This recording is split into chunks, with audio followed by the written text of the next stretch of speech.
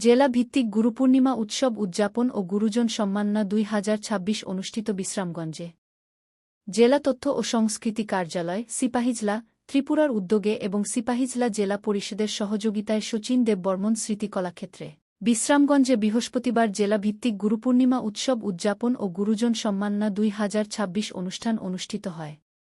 অনুষ্ঠানের উদ্বোধন করেন সিপাহীজলা জেলা পরিষদের সভাধিপতি শ্রীমতী সুপ্রিয়া দাস দত্ত। অনুষ্ঠানে বিশেষ অতিথি হিসেবে উপস্থিত ছিলেন সিপাহীজলা জেলার অতিরিক্ত জেলাশাসক সুভাষ দত্ত এবং জেলা তথ্য ও সংস্কৃতি দপ্তরের উপধিকর্তা শ্রীমতী পাঞ্চালী দেববর্মা। এছাড়াও বিভিন্ন সরকারি দপ্তরের আধিকারিক, বিশিষ্ট ব্যক্তিবর্গ, শিক্ষক-শিক্ষিকা, সাংস্কৃতিক ব্যক্তিত্ব এবং জেলার বিভিন্ন প্রান্ত থেকে আগত অতিথিরা অনুষ্ঠানে উপস্থিত ছিলেন। অনুষ্ঠানে গুরুপূর্ণিমার তাৎপর্য তুলে ধরা হয় এবং সমাজ গঠনে শিক্ষক ও গুরুজনদের অবদানের প্রতি গভীর শ্রদ্ধা জ্ঞাপন করা হয়।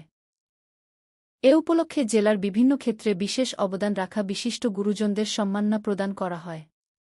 পাশাপাশি সাংস্কৃতিক অনুষ্ঠান, সঙ্গীত ও নৃত্য পরিবেশনার মধ্য দিয়ে অনুষ্ঠানের পরিবেশ আরও প্রাণবন্ত হয়ে ওঠে। আয়োজকদের পক্ষ থেকে জানানো হয়, গুরুশিষ্য পরম্পরার মূল্যবোধ নতুন প্রজন্মের কাছে তুলে ধরা এবং সমাজে শিক্ষক ও গুরুজনদের প্রতি সম্মানবোধ জাগিয়ে তোলাই এই অনুষ্ঠানের মূল উদ্দেশ্য।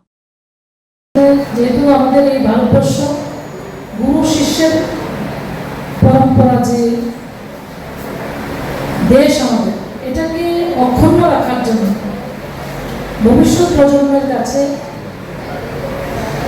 নিয়ে যাওয়ার জন্য বর্তমান রাজ্য সরকার, বিশেষ করে আমাদের দেশের যশস্বী প্রধানমন্ত্রীর নেতৃত্বে, আমাদের রাজ্যের মাননীয় মুখ্যমন্ত্রী প্রফেসর ডক্টর মানিক সাহার নেতৃত্বে আমরা এই গুরু পরম্পরা, গুরু শিষ্যের যে পরম্পরা, সেটাকে যেন আমরা ভবিষ্যৎ প্রজন্মের কাছে আমরা নিয়ে যেতে পারি, তার জন্য সংস্কৃতি দপ্তর, রাজ্য সরকার এই উদ্যোগ নিয়েছে।